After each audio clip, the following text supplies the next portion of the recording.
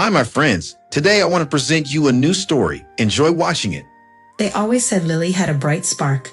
She's so creative. Mom would boast to her neighbor while I scrubbed burnt casserole off her favorite dish. She's got a fire in her, that one. And I did too once.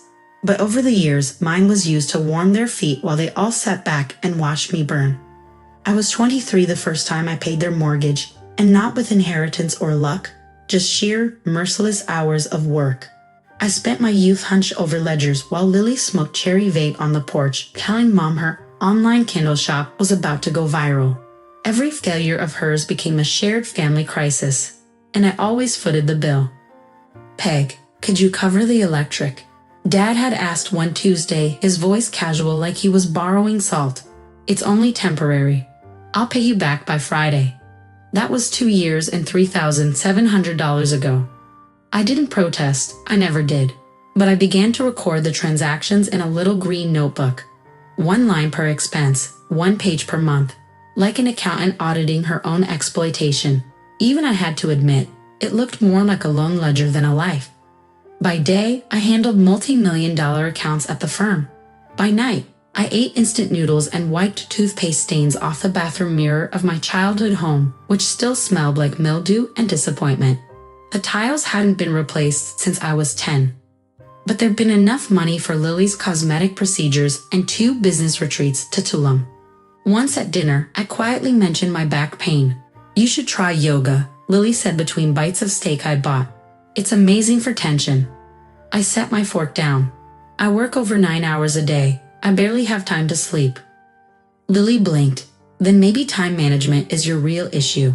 I nearly laughed. Instead, I swallowed it like every other feeling I wasn't allowed to have. Then came the breaking point. It was a muggy Saturday in August. The AC was broken again. I just wired $34,118 to save the house from foreclosure. I stood in the living room with the transfer receipt trembling in my hand. I thought they might cry, apologize, hug me, anything. Instead, Mom furrowed her brow. "That's it." I stared at her. "What do you mean?" Dad sighed from his recliner. "Lily's talking about going back to school. She could use some help with that." I looked at Lily, stretched out on the couch, scrolling through her phone. "You've got a good job, Peg," she mumbled. "What's the big deal?" My skin buzzed like static.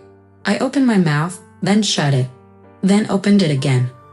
"No," I said, my voice quieter than I expected. "No more." Mom scoffed. "Don't be dramatic. We're family." I stepped back. The green notebook burned in my purse like a confession. And for the first time in 29 years, I realized I wasn't their daughter. I was their provider. And I was done. The next morning, I didn't make breakfast. That alone caused a mild panic. "Peggy?" Mom's voice traveled down the hallway, uncertain, like she'd misplaced her purse. "There's no coffee. What's going on?" I zipped my suitcase slowly. I wanted her to hear it. The drag of teeth closing around fabric. A warning. Lily emerged from her room, wrapped in my old bathrobe. "Did you pay the internet bill? My connection's dead." "I canceled it," I said without turning around. "What?" Her tone lifted, sharp and incredulous. "Why would you?" "I'm moving out." The silence was so complete. I could hear the ticking of the clock in the living room. It was the first time they listened to me. Pity it had to be now. "You're what?"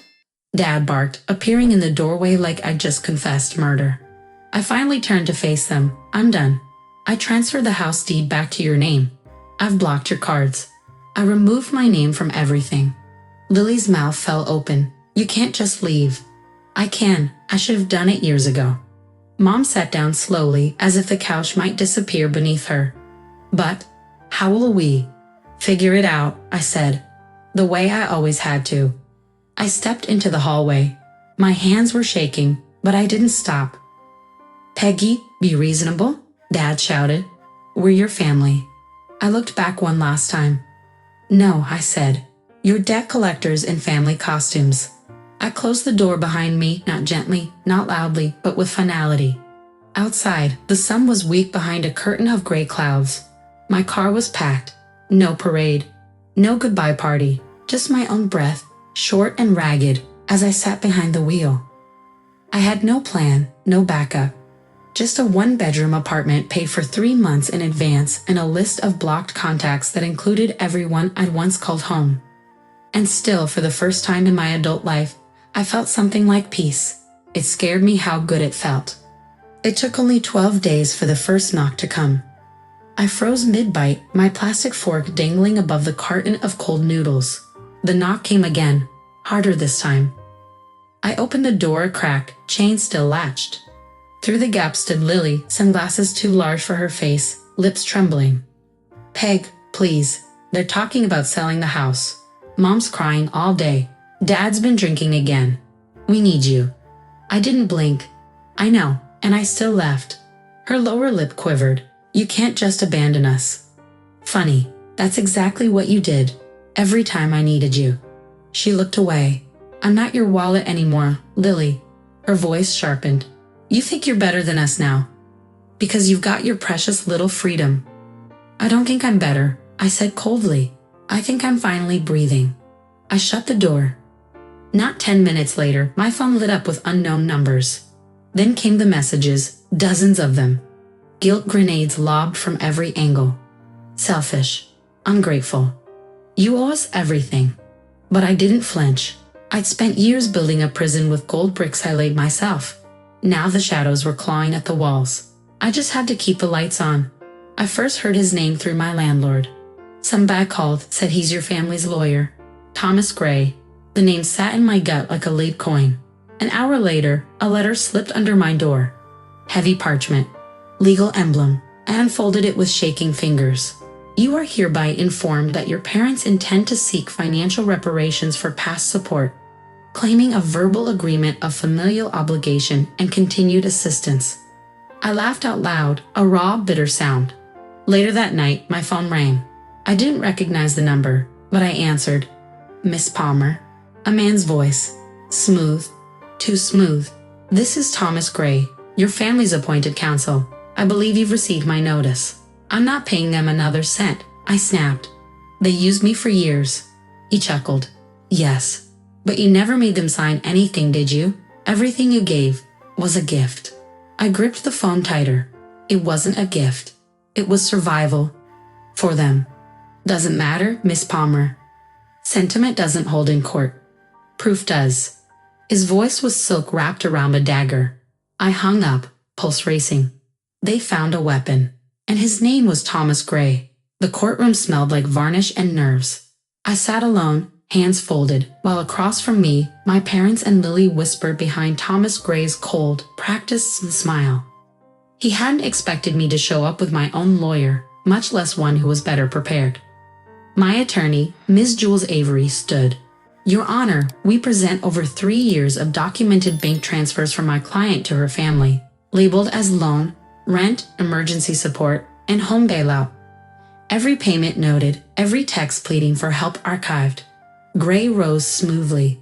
"All labeled by the defendant, no signed agreement.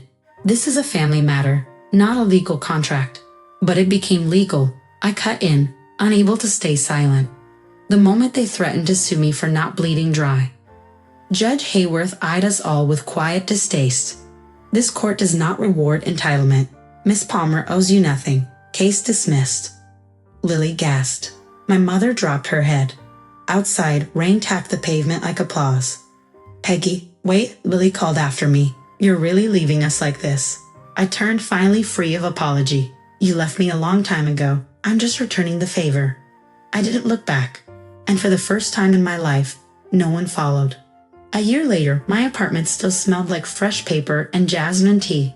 The walls were mine. The silence was mine. I kept a single photo from the past. Me at 16, braces and all, holding a part-time paycheck like it was gold. Back then, I thought love was earned through sacrifice. I thought family meant giving until you disappeared. Now I know better. Lily eventually sent a letter. It wasn't an apology. It was a list of excuses wrapped in nostalgia. I didn't reply. My parents never reached out again. Thomas Gray was quietly disbarred 6 months after the case. He tried the same manipulation with another client. Justice, poetic and cold, found him without my help. And me. I started teaching weekend financial literacy workshops for young women, girls like I used to be, eager to help, easy to use. I tell them, love doesn't ask you to burn yourself to keep others warm. I still count every dollar, but now I count joy too, morning sun on the curtains, the satisfaction of a locked door, a quiet dinner for one. I no longer keep track of what I give. Friends, what do you think of this story? Write your opinion in the comments. Would you like more stories? Don't forget to subscribe and hit the bell button so you don't miss any videos. See you tomorrow.